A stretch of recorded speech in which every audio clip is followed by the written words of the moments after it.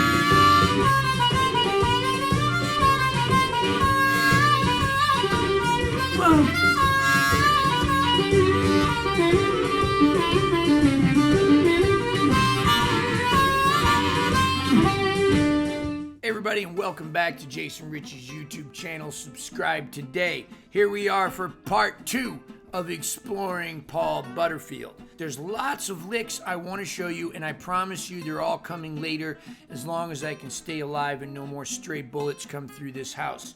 Anything like that. Look, this is just one lick, but it's a big part of Butterfield's sound. Additionally, if you haven't gone to the first lesson, you're going to need that lesson because some of the bending technique, there's a reason it was in the first video, because it's going to be used again just on a different bend on the harmonica. Quick review, last time the lick was something like this. So we're going to be doing a similar thing with the bend, except using it on the 4 draw. So it's a slight bend on the 4, and then we're going to come off the bend and then go back down to it.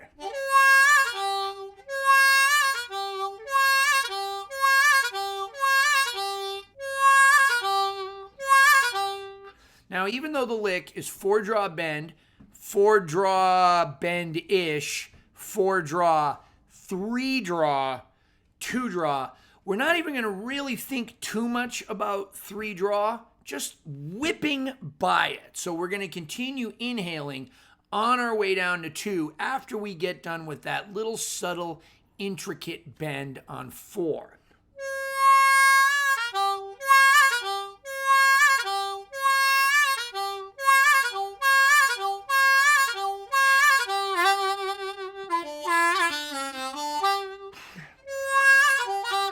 So I said I was going to do one lick.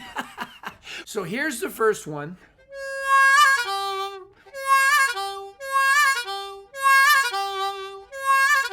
Very similar to what we learned in the first Butterfield lesson. Except we're just finishing on a different set of holes.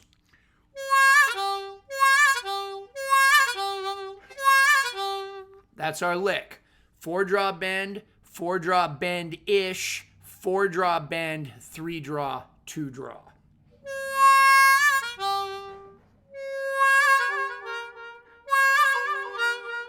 Okay, here we go with lick number 2.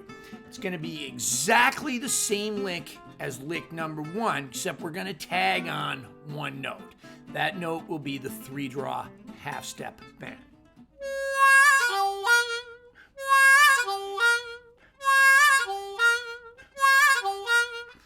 Butterfield did this a lot.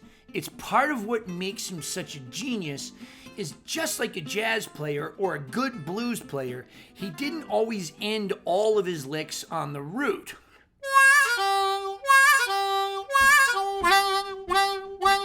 Instead, he would land on a note that created some kind of a tension, a little bit of a question mark, to leave you wanting more and waiting for the next lick.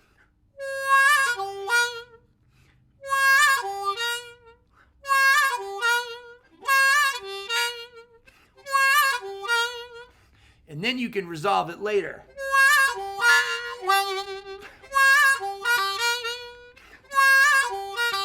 Now that was just rotating from 2-draw to 3-draw bend to 2-draw to 3-draw bend.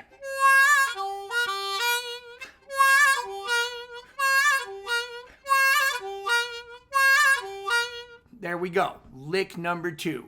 4-draw bend, 4-draw bend-ish, 4-draw, whip by 3-draw on the way to 2-draw, create a question mark with a 3 half-step bend.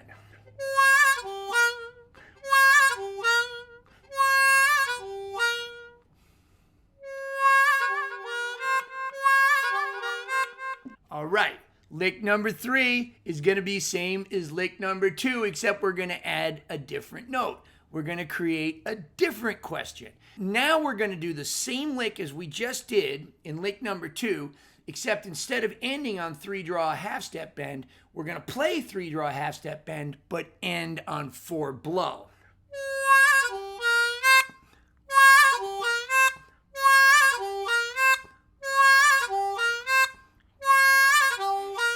There it is. 4-draw bend, 4-draw bend-ish, a little up, back down to 4-draw bend. It's a microtone. It's a microtone. Remember, blues is microtonal. The harmonica is a very vocal sounding instrument. Why do people say that? Because we can do microtonal things, things that pianos can't do, things that even guitars can't do unless you're using a slide. We can do this on a lot of notes. It's what makes our instrument so fun and so addictive, not only to us, but to the audience, at least when it's in good hands. And I know with you, it's going to be in good hands. There it is. 4-draw bend, 4-draw bend-ish, 4-draw bend, whip by 3-draw down to 2, up to 3 half-step bend, and create a bigger question on 4-blow.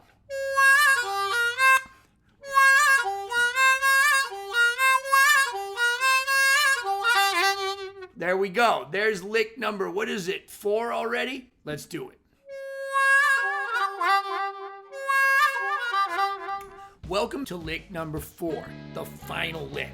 And this one's pretty much my favorite. What Butterfield would do is he would play lick number 1, 4-draw bend, 4-draw bend-ish, 4-draw, whip by 3-draw on the way down to 2, then hit 3-draw half-step bend, and then come down to 2-draw.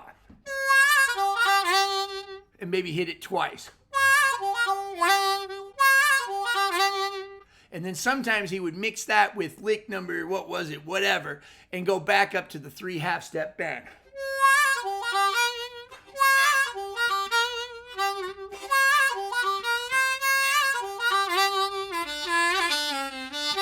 That last part is from Butterfield lesson number 1. So just by mixing this week's lesson with last week's lesson, we have all this.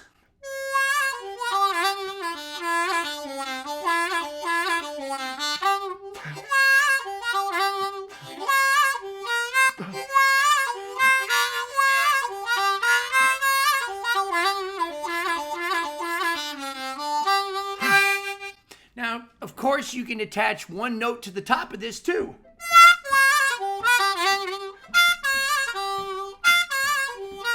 That's a 5-draw. I could put a 6-blow. Butterfield did all of it.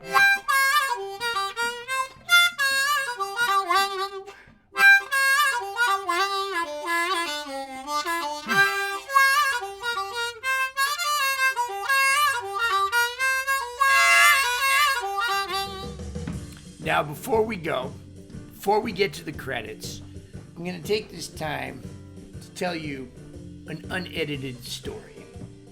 The story is about aside from the Rock and Roll Hall of Fame, the closest I've ever gotten to the actual Paul Butterfield blues band. Now that was through an incredible guitar player, an incredible singer named Geoff Muldaur. Geoff was in the Better Days version of the Paul Butterfield blues band in the 70s. In the late 90s, I was 24 years old, and I had the opportunity to be in an opening band that opened for a lot of acts at a small club in Lake Worth, Florida called the Bamboo Room. Geoff was coming through town, and we got to open up with him. I was playing with a guy named Keith Brown, who now lives in France. Great artist. We recorded a CD together. It's kind of hard to find. Anyway, I got to talking to Geoff, and it turns out we had something in common. You might be thinking it was drugs or alcohol. It wasn't. It was the lack of drugs and alcohol. But we agreed to meet the next day and talk about that kind of stuff over some matzo ball soup at this little Jewish deli in Lake Worth. So I get there and we start hanging out and we're eating our soup and stuff, and Geoff is a little put off by me because I'm asking way too many questions about Paul Butterfield.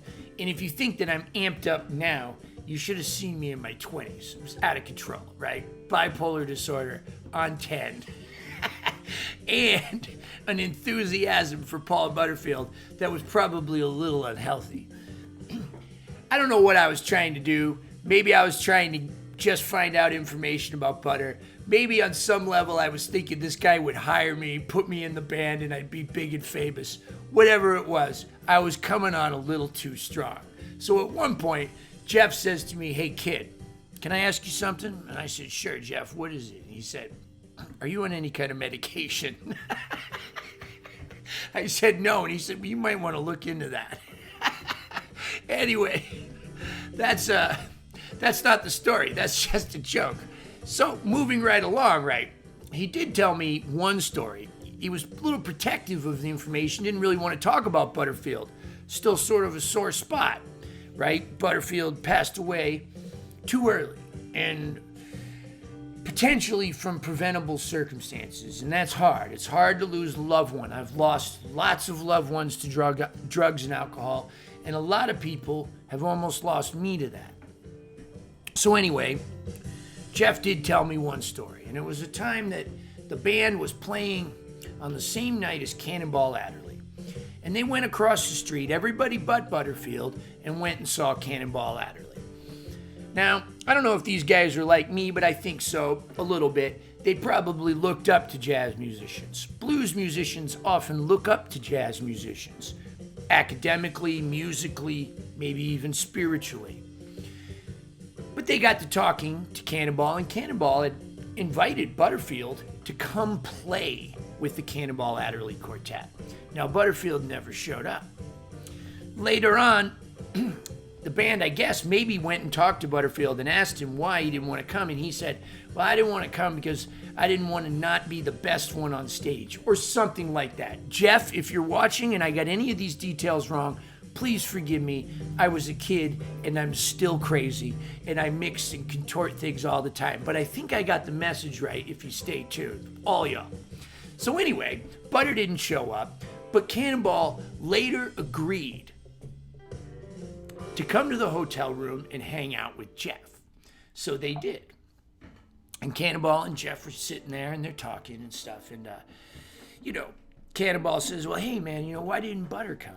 And, I think Geoff said something to the effect of, "Oh, well, man, you guys are like really good, man. And, we're good too, but you guys are really good and we can't play like that." And Butter knew that and he didn't want to come and ruin your gig or, not be as good as he could be.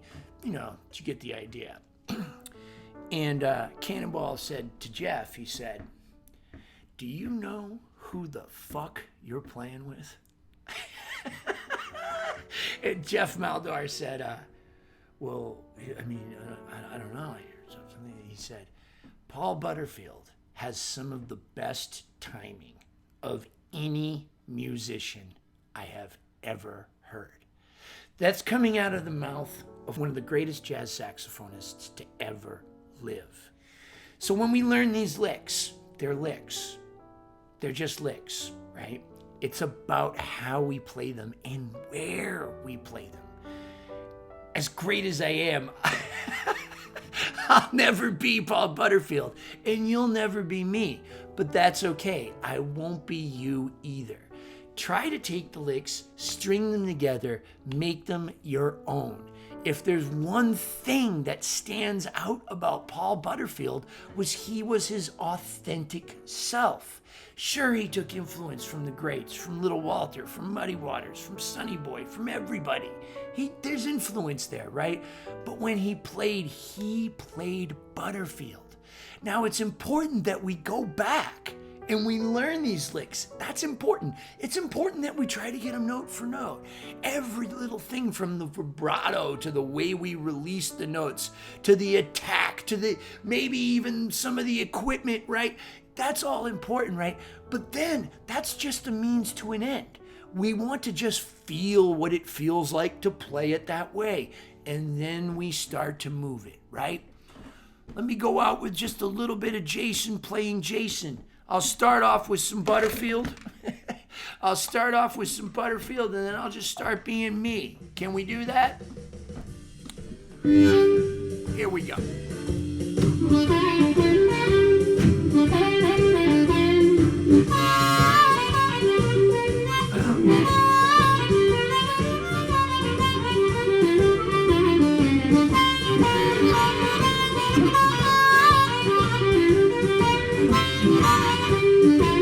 I like this one. That's butter.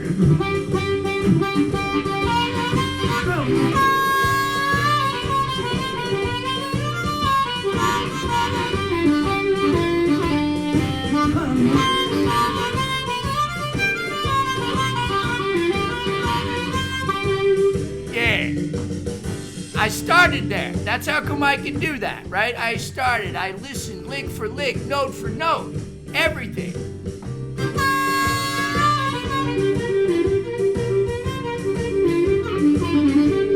Here I come.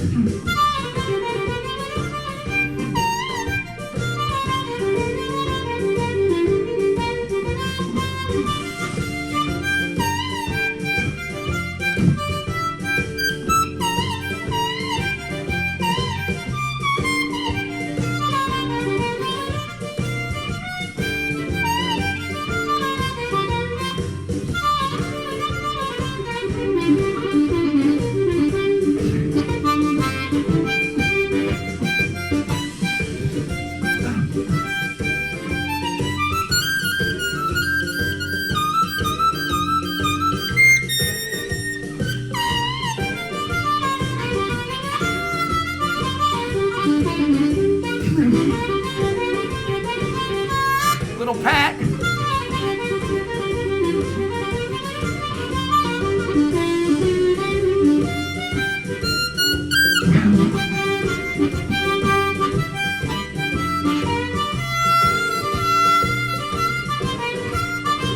Little William Clark.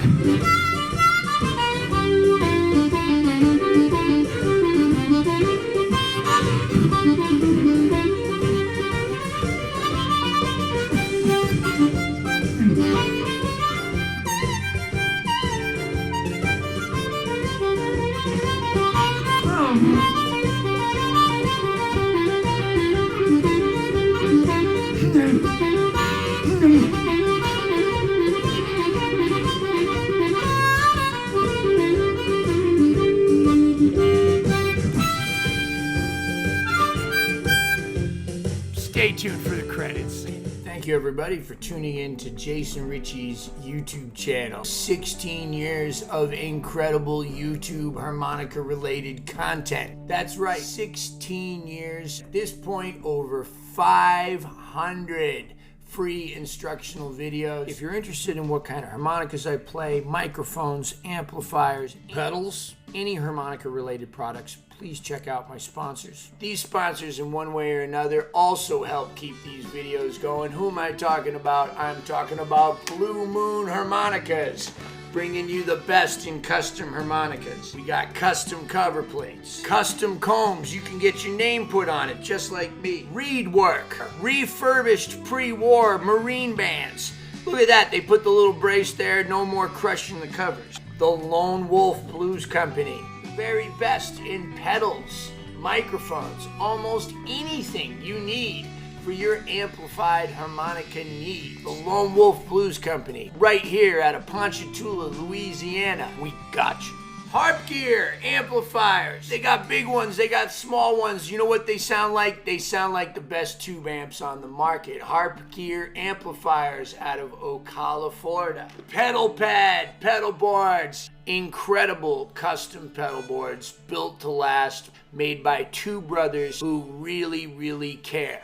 Hohner Harmonicas. A Mooncat loves the Hohner harmonica.